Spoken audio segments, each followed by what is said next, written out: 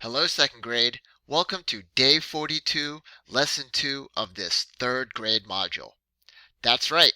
From here on out, we will be building some background on third grade topics to help you prepare for next year.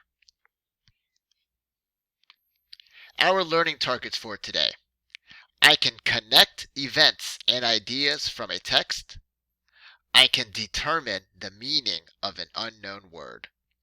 Now, read with me. I can connect events and ideas from a text. I can determine the meaning of an unknown word. Today you will read the text, Most Syrian refugee children don't go to school. You will also discuss and write about the challenges students faced and how they overcame them. And you will identify and describe unknown words. For this lesson, you will need the text, Most Syrian refugee children don't go to school. You will need your Day 42 Reading Research Note Catcher, a pencil, and the pause button.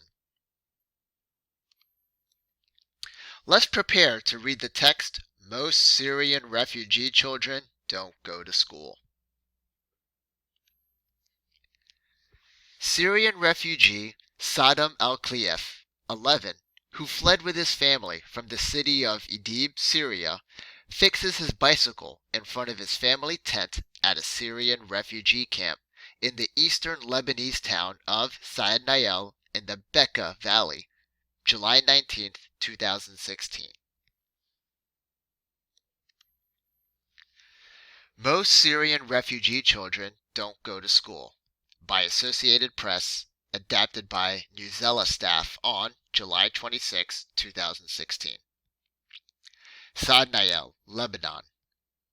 Saddam al-Khalif is 11 years old. He and his family used to live in Syria. War broke out about 5 years ago. Saddam and his family escaped. Now they live in Lebanon. Both Lebanon and Syria are in the Middle East. Saddam and his family are refugees. They had to leave their country because it was not safe. War in Syria began in 2011. Since then, many Syrians have moved to Lebanon. Lebanon is now home to more than 1 million Syrian refugees. Life is not easy for these refugees. They cannot always move freely. They often do not have enough money. Watching TV and playing outside his tent. Another big problem is that many refugee children do not go to school. Saddam is one of them. He spends most of his days either watching TV or playing outside his tent.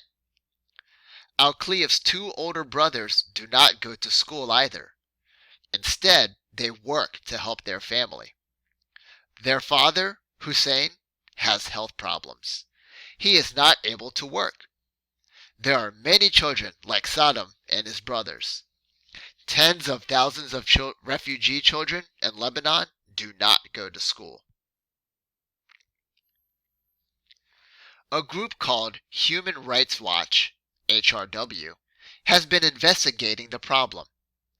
HRW released a report on Tuesday. It says there are nearly 500,000 school-age Syrian children in Lebanon. More than half of them do not go to school. Lebanon allows Syrian children to go to schools for free. There is not always enough space in schools, though. Some Syrian children get turned away. Others do not go to school because they have to work to help their families. More must be done. Bassem Khawaja works at HRW. He said more needs to be done for Syrian children. He does not think they should miss out on school because of the war in their country. Lebanon is trying to fix the problem. Some schools now stay open later. This makes space for more students. The Education Ministry hopes to get 200,000 more Syrian refugees started at school. Let's think about it. What are the learning challenges the students in the article overcome? You may go back in the text to answer this question. Pause the video.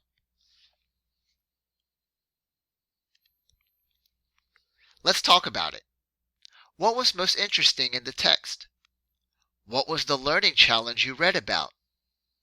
How did the students overcome the learning challenge? With a family member, a friend, or by yourself, talk about these questions. You may use the sentence starters underneath each question. Ready? Pause the video. Let's write about it. Write what you learned about learning challenges and overcoming them from this text. What did you find most interesting?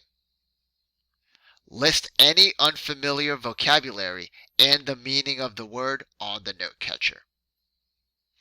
After you complete this note catcher, share it with a teacher, family member, or a friend. That's all, second grade. Have a great day.